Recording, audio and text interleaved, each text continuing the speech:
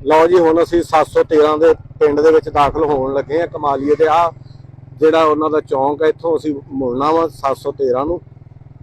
ਤੇ ਹੁਣ ਤੁਹਾਨੂੰ ਅਸੀਂ ਇਨਸ਼ਾਅੱਲਾ ਕਮਾਲੀਏ ਦਾ 713 ਪਿੰਡ ਜਿਹੜਾ ਕਮਾਲੀਏ ਦੇ ਸ਼ਹਿਰ ਦੇ ਨਜ਼ਦੀਕ ਤਰੀਨ ਆ ਉਹ ਤੁਹਾਨੂੰ ਦਿਖਾਉਣ ਲੱਗੇ ਜੀ। ਹੁਣ ਅਸੀਂ 713 ਵਾਲੀ ਸੜਕ ਤੇ ਜਾ ਰਹੇ ਆ ਤੇ ਆ ਰਾਸਤੇ ਦੇ ਵਿੱਚ ਸੈਲਰ ਆ ਜਿਹੜਾ ਚੌਵਲ ਨਹੀਂ ਜਿਹਦੇ ਨਾਲ ਨਿਕਲਦੇ ਮੂੰਜੀ ਦੇ ਵਿੱਚੋਂ ਉਹ ਆ ਗਿਆ ਵਾ। बड़ा प्यारा व्यू है साइडा ते जड़ियां फसलां वा दरख्त आ, बहुत प्यारा रास्ते दे विच व्यू आ। लो जी 713 पिंड जिहड़ा शुरू हो गया वा।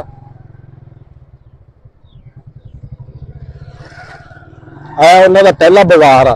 शहर वाले आपां लोग गलियां कहंदे आ ना, ये बाजार कहंदे गलियां नूं ना, भी असीं फलाने बाजार च जाना वा फलानी गली दे विच।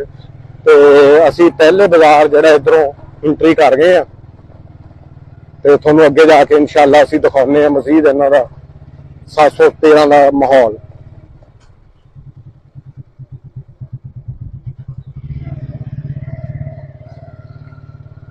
ਲਓ ਜੀ ਅਸੀਂ ਹੁਣ 713 ਦੀ ਜਾਮਿਆ ਮਸਜਿਦ ਗੌਸੀਆ ਰਿਜ਼ਵੀਆ ਦੇ ਸਾਹਮਣੇ ਖੜੇ ਆ। ਬੜੀ ਪਿਆਰੀ ਮਸਜਿਦ ਮਾਸ਼ਾਅੱਲਾ ਪਿੰਡ ਵਾਲਿਆਂ ਨੇ ਬਣਾਈ ਆ, ਬੜੀ ਖੂਬਸੂਰਤ ਮਸਜਿਦ ਬਣਾਈ ਆ। ਇਹ ਸ਼ੌਕ ਨਾਲ ਬਣਦੀਆਂ, ਜਦੋਂ ਸਾਰੇ ਲੋਕ ਤਾਵਨ ਕਰਦੇ ਆ ਨਾ ਫਿਰ ਮਸਜਿਦਾਂ ਜਿਹੜੀਆਂ ਵਾ खूबसूरत बनदियां वा। बड़े अच्छे तरीके नाल माशाअल्लाह मस्जिद बनी है।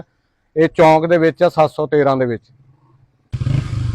लो जी 713 का जिहड़ा पिंड दा चौंक आ, इत्थे एक बंदा समोसे पकौड़े भी लाई खड़ा वा, क्योंकि पिंड होवे ते समोसे पकौड़े या कुल्फियां ना होण ये तां हो ही नहीं सकदा। पकौड़े बेच रहा बाबा जी। अस्सलाम वालेकुम, की हाल है जी? की रेट है पकौड़ियां दा? अच्छा 600 रुपये किलो। ये पिंड दे विच भी काफ़ी दरख्त लगे ने और खूबसूरत बड़ा ही प्यारा माहौल आ। लो जी पिंडां दी ओही जिहड़ी गल मैं करदा हुंदा ना, भी आपस दे विच भाईचारा मुहब्बत वाला रिश्ता। बजुर्ग बैठे आ एक दूसरे नाल। हुण भी आ जानवर खड़े आ इन्हां दे, हुण भी लोग इत्थे एक दूसरे नाल पिंडां दे विच आपस दे विच बैठ के गल्लां बातां करदे आ बजुर्ग। ते क्योंकि सोशल मीडिया दा दौर आ, हुण नौजवान तां रहे नहीं ओ भी जिहड़े आपस दे विच गल्लां बातां प्यार मुहब्बत करन। सब तो बड़ी चीज़ जिहड़ी दिखाउण वाली है ना पिंडां दी, इत्थे ओही लोग आं दियां मुहब्बतां आपस दे विच हसदे खेलदे आ, इकट्ठे बहिंदे आ ते एक दूसरे नाल जिहड़ा प्यार नाल मिलदे आ। ये चीज़ां देखण नूं हुण घट मिलदियां शहरां दे विच। ते जिहड़े पिंडां दे माहौल हजे भी ना, असीं एक होर बाजार दे विच आ गए हैं जी। साडे सामने आ गया गवर्नमेंट गर्ल्स एलीमेंटरी स्कूल 713 ते असीं मेन सड़क ते निकले आए हैं।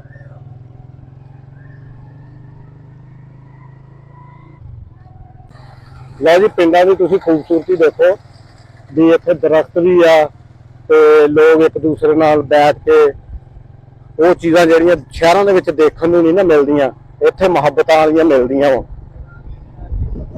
बहुत प्यारा पिंड आ 713 जिहड़ा वा, बड़ा ही प्यारा पिंड आ। असीं आ दूसरे बाजार विच वड़ चले आ। इत्थे भी मस्जिद मेरा ज़ेरे तमीर आ, मस्जिद जिहड़ी बन रही है, नवीं बन रही है।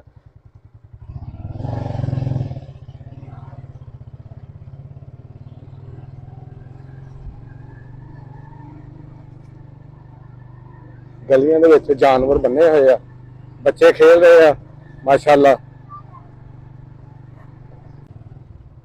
एक कमालीए दा 713 चक आ ते इन्हां ने भी माशाअल्लाह बड़े दरख्त लाए आ।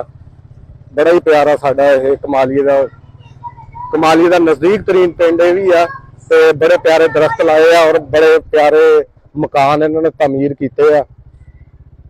हुण तां शहरां दे विच बच्चे गलियां दे विच घट खेलदे आ, देखो ना पिंडां दे विच हजे भी उस तरीके नाल लोग माशाअल्लाह। बहुत ही खूबसूरत पिंड आ